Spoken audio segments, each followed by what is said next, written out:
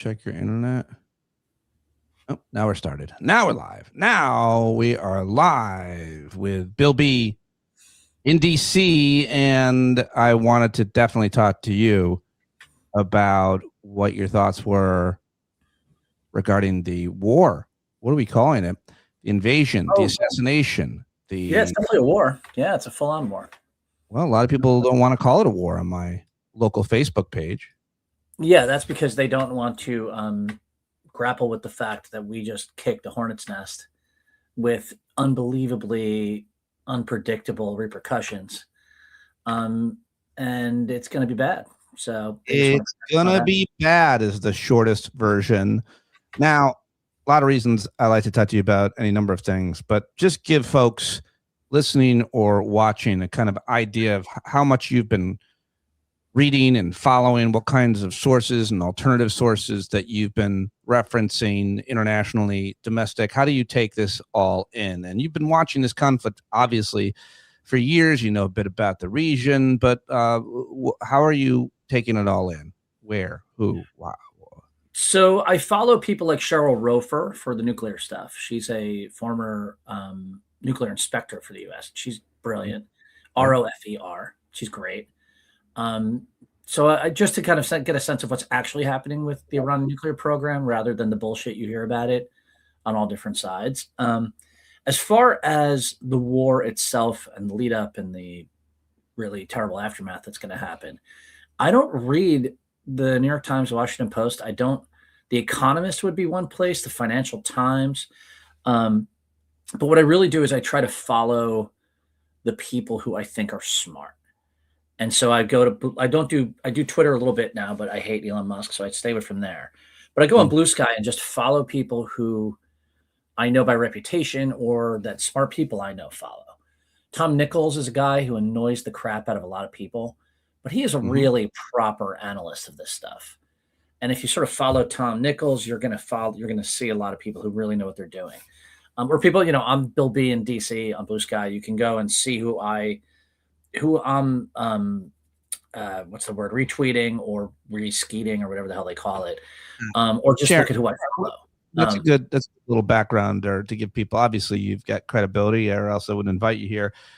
You are one of the people who I think a lot of listeners love to hear what you're reading, what you're taking in, and sharing and thoughts. You've often predicted things in these foreign policy worlds are going to go bad or good, but really it's very unpredictable. It's always very unpredictable, and I think that's important to mention. You can predict this is going to go bad. All right, let me just try this one out for you. Trump won. He assassinates Soleimani. Hardly any blowback. Then Trump 2, he attacks the nuclear sites, obliterates them. Hardly any blowback. Attacks Venezuela. It's successful. Why wouldn't this be? It looks this way. The perception is that there's no blowback. The perception is that it doesn't cost us anything. Put it that way. It doesn't cost Americans anything. I think that's probably the metric we should generally measure by. This one, we've already seen that there's at least 6 Americans dead, more wounded. We've seen gas prices going up already. There's going to be a cost. There has been a cost. There's going to be a cost for the Gulf states. We're seeing that already. Obviously, there's going to be a cost for Israel. But why is this different than those other scenarios I mentioned where there really wasn't a lot of blowback, and there certainly wasn't seemingly any immediate cost for the average American, and so we can look away? So I would say let's just dismiss Venezuela really quickly.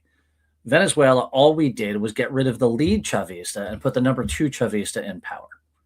Venezuela is going to remain a rotten country with a rotten government that's just been, the people will get mistreated, and all the issues that Venezuela has will continue, and those issues destabilize their neighbors, and also their neighbors like Colombia, who before Trump was an ally of ours. They look at the United States and our trustworthiness and our probity and intelligence are declined even further in their purview. So in other words, everywhere else, every other country that we want to work with, we now pay a higher diplomatic, economic, military cost. That's Venezuela. And by the way, we literally re-entrenched one of the worst dictatorships in the Western Hemisphere. Now, if you think that's low cost, it is for you and me today. but these things always come out in the wash. Right. We can talk about the long term, and we can look at history, and we can look at where our military adventures or intelligence measures overthrew governments. And I think the question that needs to be asked, the one I'm hearing the most, is what comes next in the short term or the long term, so that we can look back and say, hey, was Afghanistan worth it? We kicked the shit out of the Taliban, and then they came back, and then we left, and we had thousands of Americans lost and billions of dollars spent. So we in our lifetime have scenarios, and we could go before our lifetime. So it seems that's the question. What comes next? Right. And so I am distressingly often referring to the Chinese parable of the kid who falls off the horse and breaks his leg, and everyone says that's terrible, and he says, we'll see. Right. And then it follows the various things that come after that. Yeah. We're going to see. Because he broke his leg, he didn't have to go off to war and die. That's right. Because then they come to gets to draft soldiers, and he can't go because his leg is broken. And everyone says, that's great. And he goes, well, we'll see. It's an important parable. It's very, it's played out in our lifetime. That's right. And so what's happening, so we've dealt with the Venezuela, and we look at what's happening in Iran, excuse me. And by the way, me doing that is the Trump people keep doing that too, so I don't feel that bad. But you said, so start with Soleimani, you start with the bombing of the nuclear reactors, everything else. That shows exactly how powers get into trouble. When they do something, they get away with it, they get tempted to do it again. And Trump is like a heroin addict for that sort of thing. So they killed Soleimani. It had some repercussions, but not what people thought it would. We hit the nuclear reactors. It had repercussions for sure. And one of those repercussions is happening right now, which is that the Iranians watched this happening. They watched their allies failing in Gaza and failing in Lebanon. They saw the Russians losing their ability to help them. What did they do? They hardened a lot of their sites. They built thousands and thousands and thousands of drones. Their ballistic missiles now have what are called penetrators. So if you noticed over Tel Aviv, the Israelis are now shooting 11, 12 at times interceptors to try to knock down one missile, because when the missile hits the atmosphere, it shoots out a bunch of effectively dummies. And so the Iron Dome is trying to figure out which is the real missile and which is the fake. And that's why the Israelis are starting to have and you can look at this, by the way. There's a famous video that's out yesterday where it shows all these people on like a deck in a building, and the missile lands like, a mile in front of them, and they're all screaming, going, holy shit, and whatever. Watch that video, because what you'll see is the interceptors going up, and you see like 8 or 9 dots coming down. Most of those are actual decoys. So the Iranians hardened themselves. They increased their offensive capability by making their missiles harder to hit. And they built thousands and thousands and thousands of drones, Shaheds and others. So this is the analysis that, not to interrupt you, but this is really important, because what Bill is saying is being reported by all the different kinds of channels that track military movements and armaments and stockpiles. Like guys like Jack Watling, people like that are going, look at that video and go, oh shit.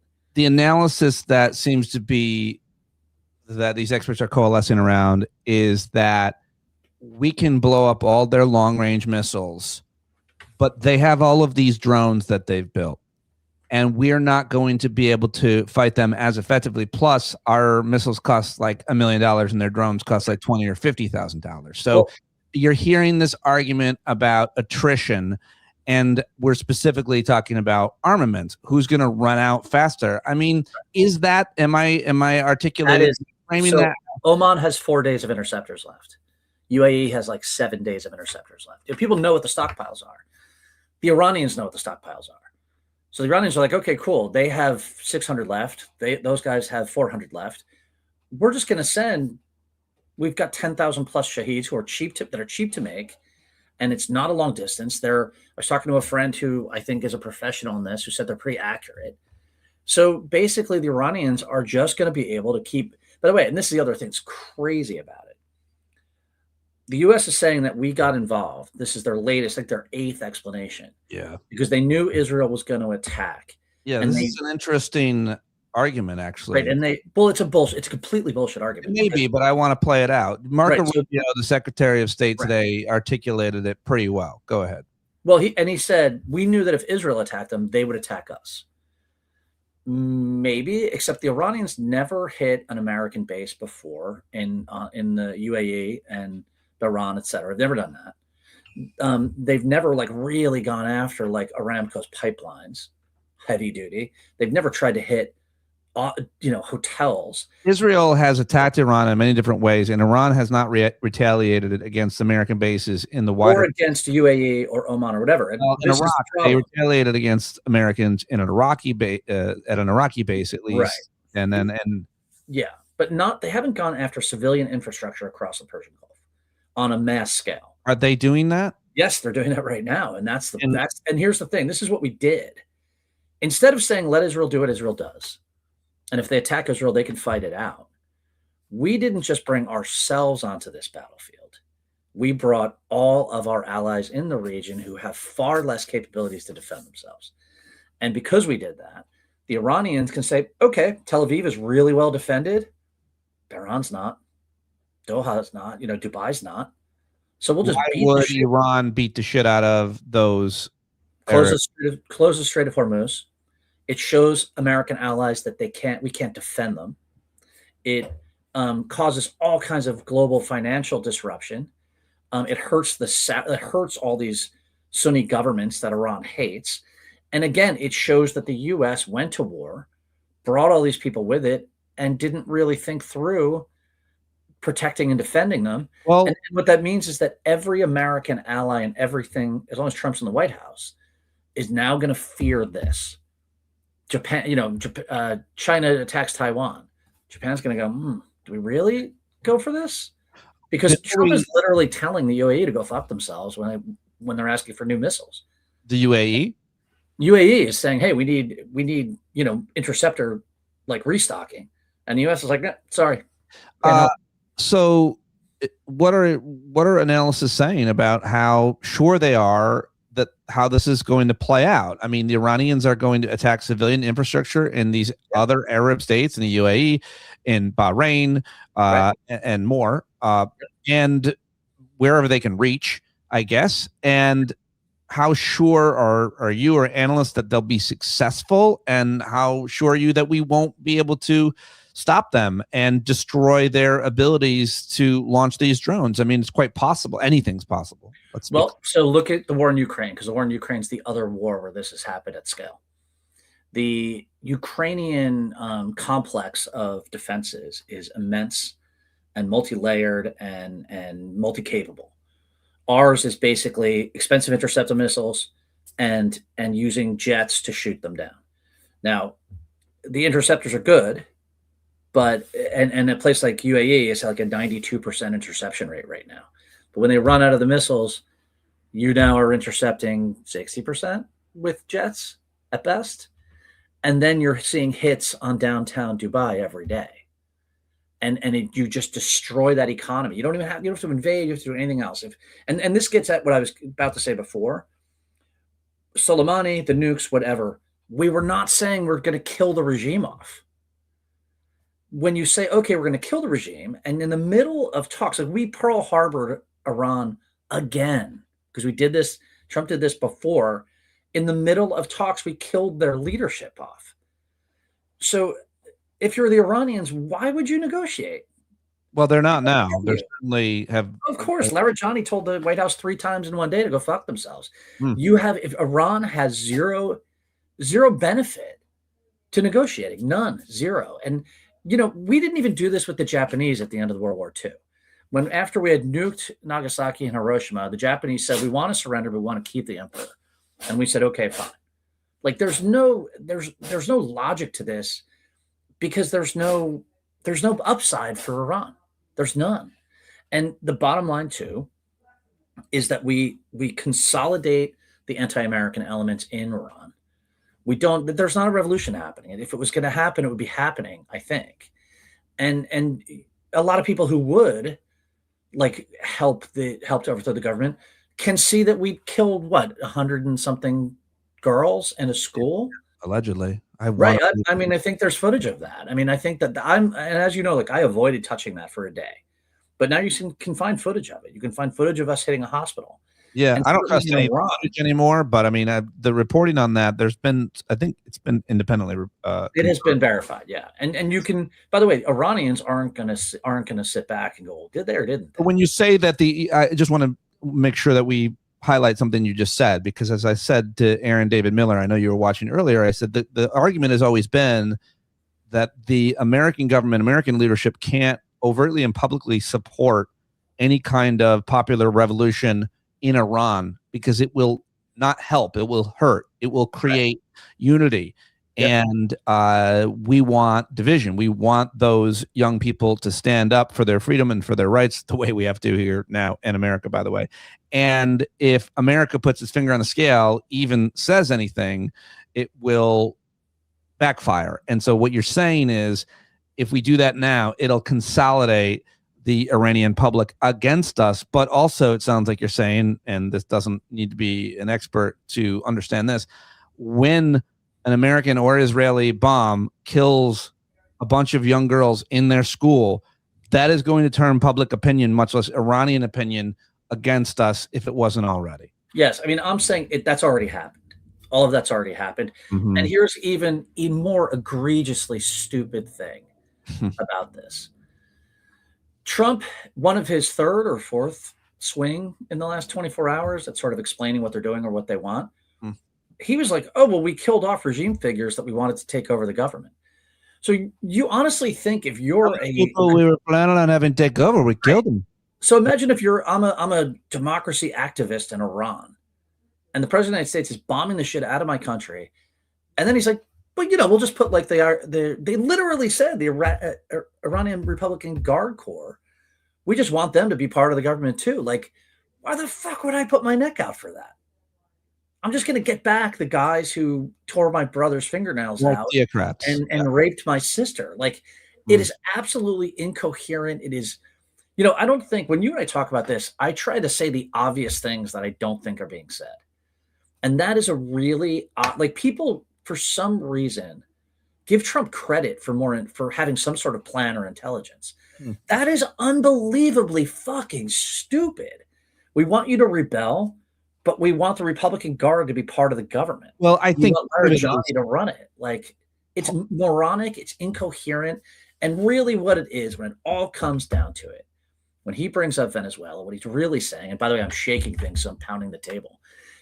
What he's really saying is he wants exactly the deal he had in Venezuela. Yeah. Where some regime element takes over, doesn't give a shit about democracy or about the treatment of women or any of this. They're trying to say, like, don't you care about LGBTQ people in Iran? Like, you gotta be kidding me.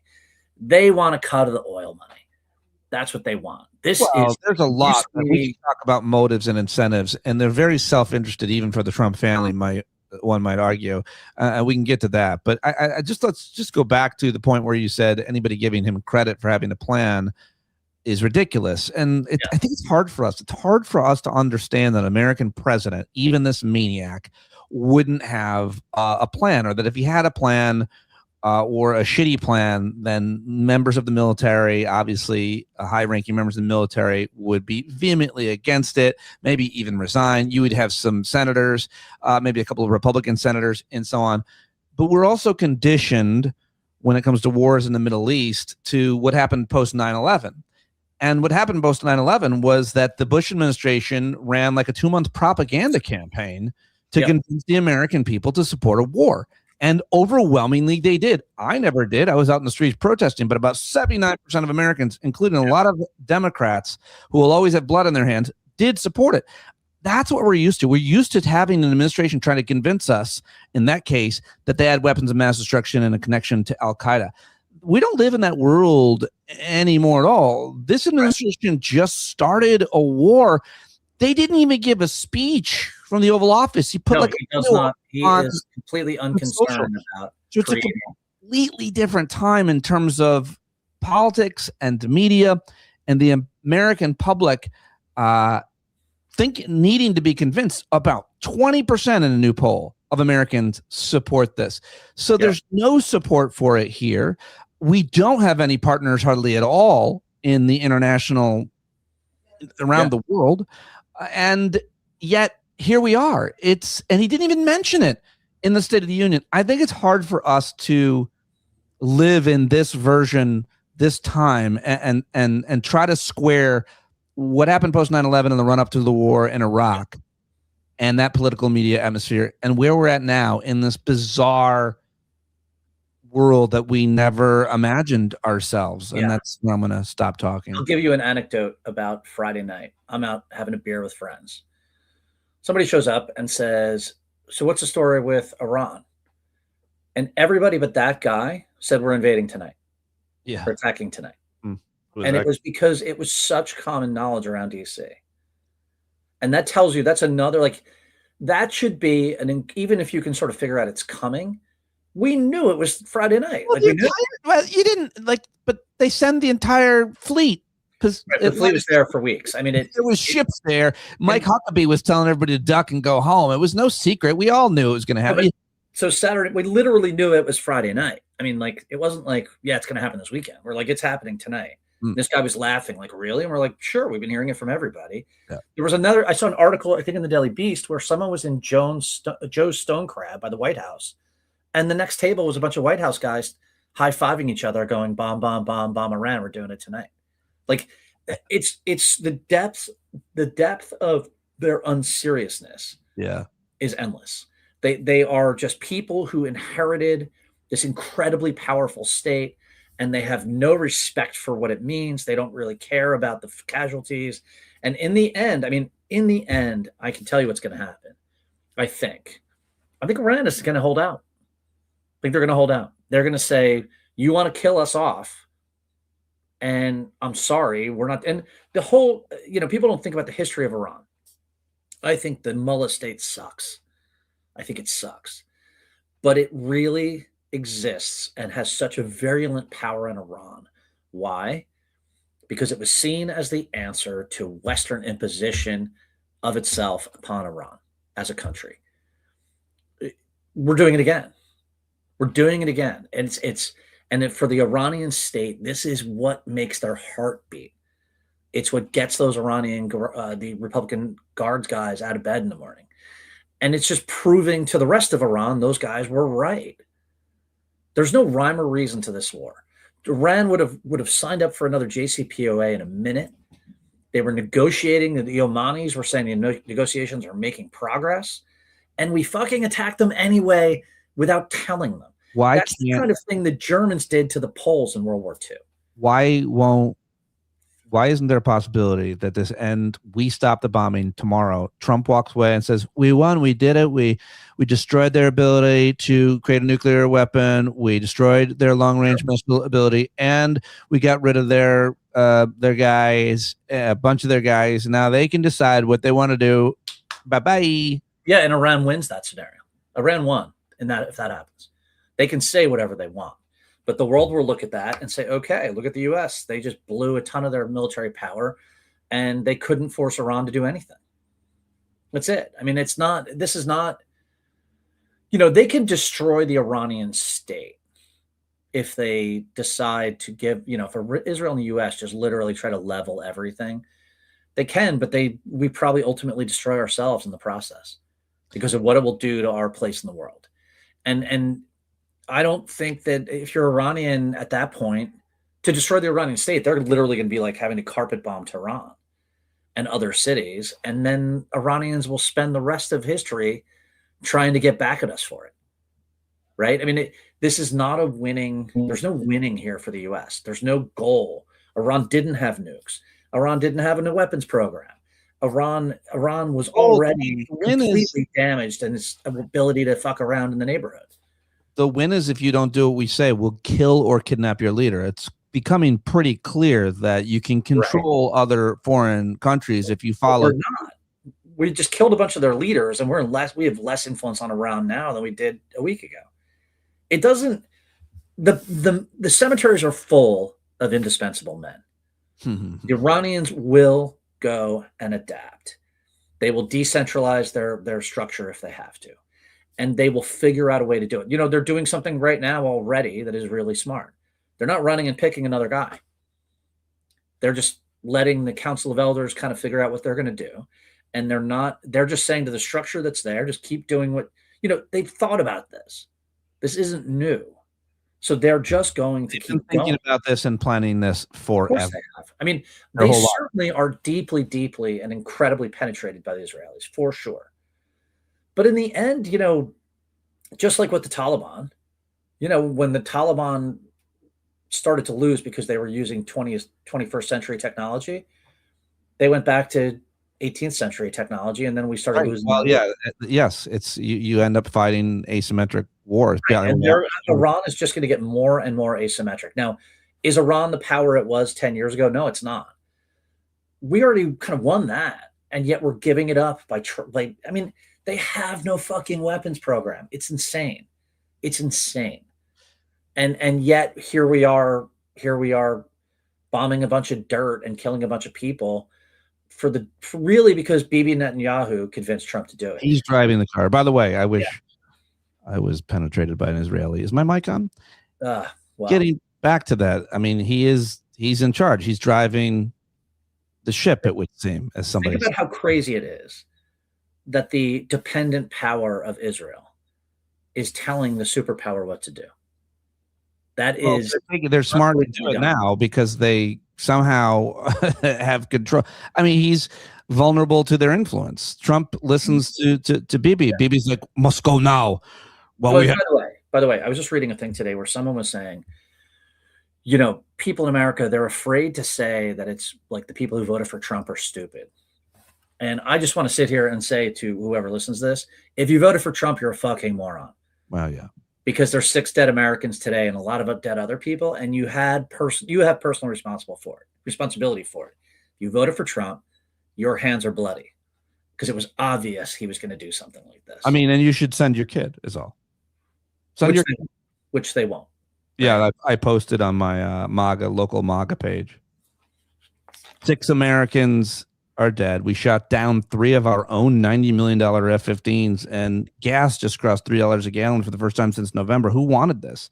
If you support this war, send your kids to fight it, and definitely send Barron.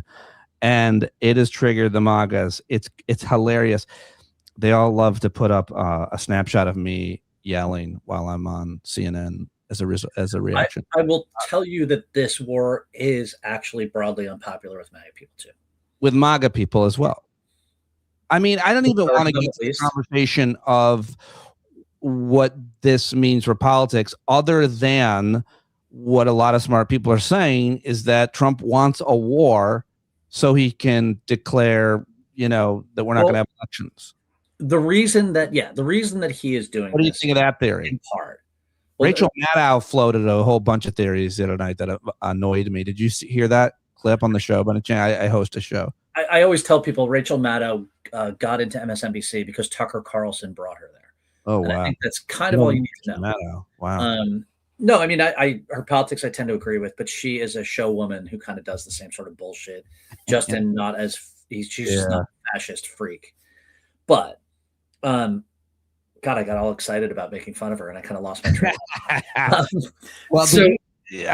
Just to the saying that it's going to have some effect on the midterm elections. Right. So the reason they didn't bother to make any sort of argument, or one of the reasons, besides just sheer fucking laziness, is John Gans at Unpopular Front, who that's somebody I think everyone should, that's a Substack you should belong to. Okay. Unpopular Front, John Gans, Marxist, intellectual, extremely smart. He's buddies with Jamel Bowie. Really good guy, really smart. Actually, he's a curmudgeon and mean to people, which I love. He does not suffer fools at all. Okay. He wrote today that this really resembles when sort of the fascist revolution in Italy started to lose steam and the depression came along, people weren't happy, etc. That's when Mussolini invaded Ethiopia.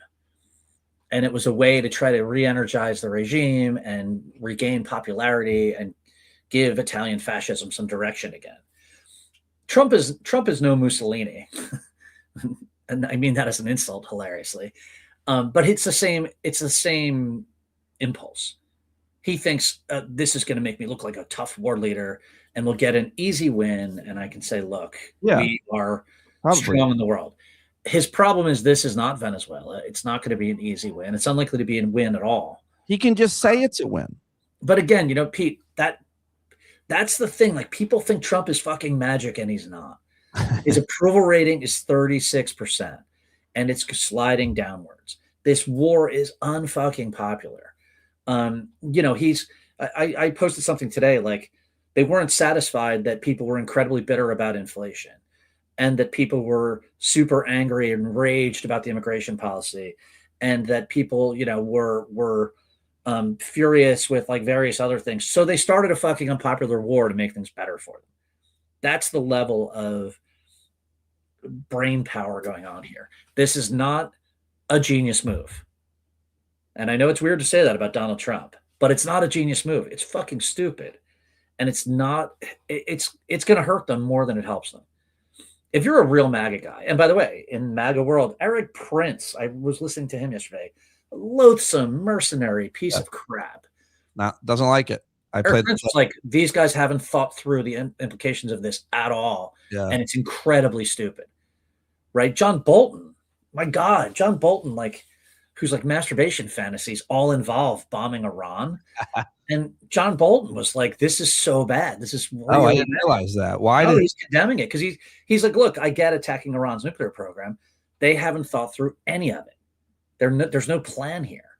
I mean, when John Bolton and Eric Prince are, rationally critiquing your policy towards Iran, you've really fucked up. Lindsey Graham is for it. That's because I think Lindsey is like a 9 martini by 3 o'clock guy these days. I honestly, I'm not even kidding. I think the dude is just knocking back the martini. I'll tell you what. Yep. So what about the domestic politics, or what about the law? And Democrats, bipartisan, I guess, because Thomas Massey's co-sponsoring this bill, are going to demand that Congress be allowed to do its duty, its Article 2 duty, and authorize or not. I mean, how is that going to play out? They'd have to deauthorize it. This is not illegal. Yeah, what Trump is doing right now is not illegal in most interpretations, because the War Powers Act and other things Congress has done have made it easy for him. What Congress needs to do is kill that bill and get us back to a place where Congress has to say yes or no. I would love it. I mean, Massey is somebody I've generally loathed, but on this stuff, he's great. He does the right thing. And if he can get this going, if he was my rep and he managed to stop this war, I'd vote for him just in one round just to thank him. Because that would be a big deal. It would be, because that's what we really need. We need Congress to take responsibility and do its job. So where do you think this goes in the next couple of days and weeks? South. Great. I mean, what about retaliation? What about, why is that? I mean, I'm not rooting for any costs. I'm not rooting for them to shut down the internet or activate a terrorist cell, or there's already this guy. And did you hear what happened in Riyadh just an hour ago? No, but an explosion at the U.S. Embassy and a fire. Right. Yeah. I mean, that's, and that's one of 30 things that also attacked the U.S. Embassy in Pakistan. Like where there's Marines mowing people down, which is awful for everybody. And Marines shot people there. That was the video that I watched. It's a real video. I didn't see the Marine holding the rifle, but they said it was Marines firing, and I suspect it was. Jesus. And by the way, I wouldn't blame them. They were about to be overwhelmed. Fair enough, but still, the mob had guns too, right? That can create. Yeah, no, we've been there way too many times before. Right, and so, there's no. I mean, let's just say, what's the huge upside here? What would be the upside? Is Iran going to fall apart? No. Is there going to be a shining democracy in Tehran? No.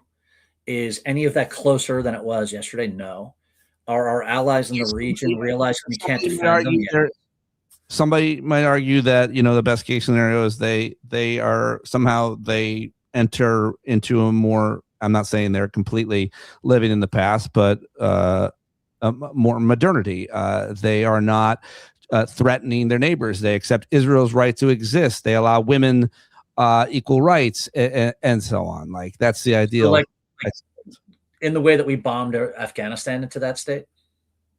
I mean, I wouldn't compare the two. Iran's not Afghanistan, but I mean, I'm not saying this is we're devastating the country in the sense that we're going to make it a Iran democracy. is a rich, educated country. I mean, they're not. It's not going to be after this is over. Well, yeah, but it's not Afghanistan. That's all I'm saying. The Taliban is not. We're wrecking it. We're wrecking this place. We are picking Iran infrastructure. Yes, we are wrecking this place, and we're killing a lot of people who would love to be Democrats. We're making it easier for the autocrats to stay in power. I mean, there's no. I mean, this is why. By the way, the Trump people know this. This is why Trump is like, oh, we'll make a deal with Larijani. They know this. They have no interest in, there's never going to be a democracy. One of his deputies, one of Larijani was I want to say the foreign minister. He survived all of this. Yeah. The Trump people were literally saying, oh, well, why don't we let him run it? So just put aside the idea that there's going to be any progress towards democracy from this, because we're the ones saying we're bombing them for that, but we are showing no interest in making it happen. So who's going to make this happen? Nobody's going to make this happen. Trump, again, I'll go back to what I said. Trump wants the Republican Guard to be part of the government. Those guys are going to be like, let's get rid of the veil and make life better for women. Fucking break. This is an incoherent mess, and it's going to lead to 10 other incoherent messes. The simplest thing is Americans don't care nearly enough about Americans dying or having their lives ruined in a protracted war of choice, but they do care about how much gas costs. And maybe it won't go up. No, it's going to be $100 a barrel in about a week. I mean, I felt pretty sure that the trade war he started was going to destroy the economy in a way that it didn't. So maybe it won't. Well, this is not that, though. Those of us out here in business, it's ugly. It's bad. Inflation's worse than it was under Biden. And this is not going to help. This is going to make things worse. And for what? And people will. Don't you think inflation is a little more complicated in terms of connecting the dots causes it than a war in Iran will?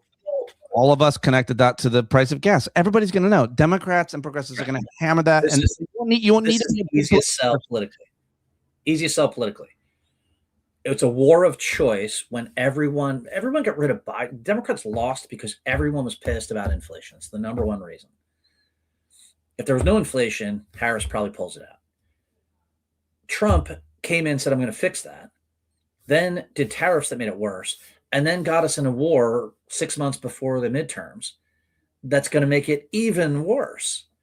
And then did the immigration raids and everything else that made labor costs even worse. Like, Trump just has no sense at all. Like, he's making all of the things worse that Americans wanted him to fix. And I think in the end, ultimately, he's going to try to steal the midterms.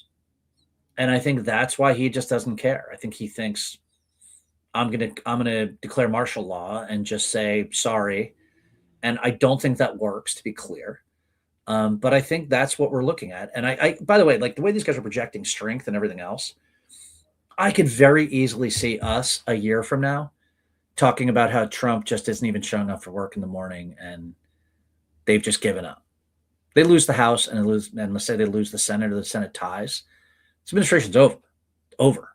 And by the way, I read today some pretty sharp analysis that this Texas primary, there's primaries in Texas, North Carolina, and other places, big deal.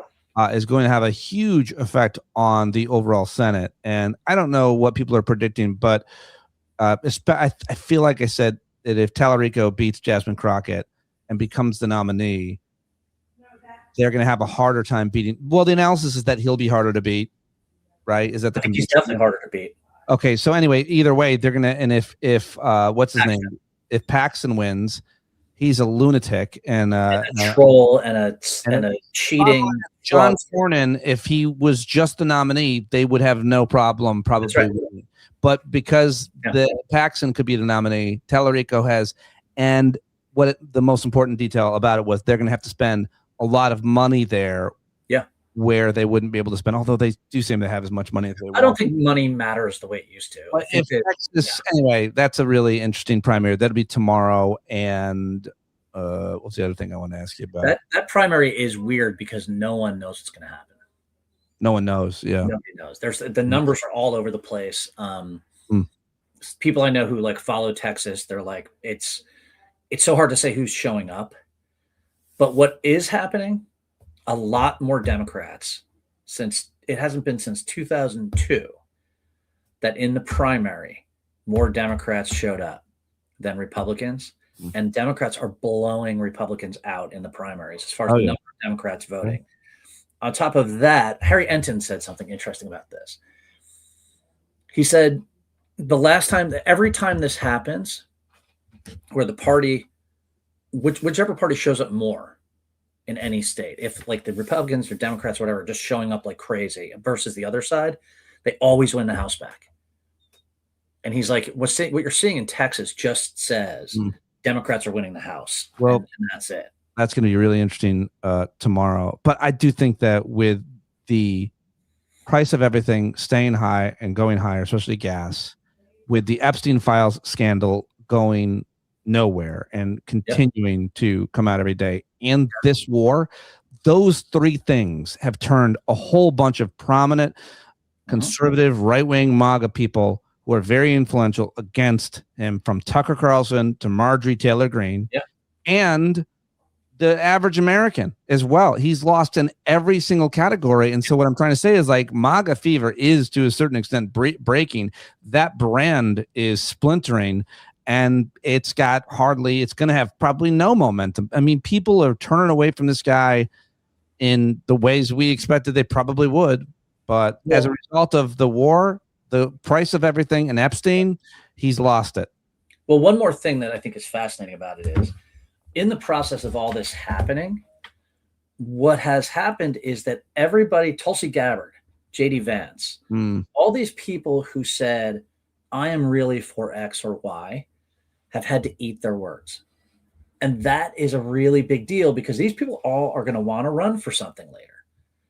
And when they go back to run, they go to run in 2028, it's just going to be Democrats cycling clip after clip. For 10 years, you said, no wars in the Middle East. And now, you're the CIA director and you're happily sitting there while Trump starts a war.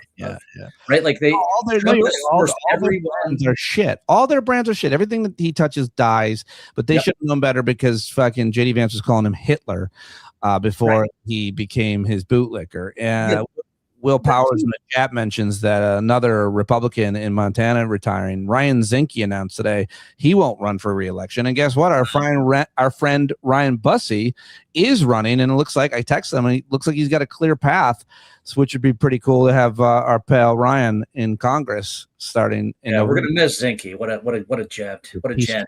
He's a real fucking asshole. Fuck that guy and the fake horse he rides on. Yep. He's the dude who hit the reporter, right? No, that is the guy who's the governor. What's his name? No, Ryan Zinke was Trump's first Secretary of the Interior, and he was a former Navy SEAL. That's right. Well, fuck Zinke too, then. He's a fucker, and he's retiring, which is great. He cosplays a lot with his cowboy hats and shit. It's one of those. He's a real tough guy, but all right, Bill Boyle, really great insights. As always, appreciate you joining me live, and the almost 200 people, 150 people that are there right now. Thank you guys very much. Go follow Bill right now. His analysis is great on Blue Sky at Bill B in DC, and you can find out who he's following and where he gets a lot of his information and thoughts from. And I'm patreon.com/Pete Dominick. Can't do this without your support. Come on now, sign up. Thank you, Bill. Thank you, everybody. Bye. Sure. Remember, folks, vote early and vote often. Vote early and vote. So long.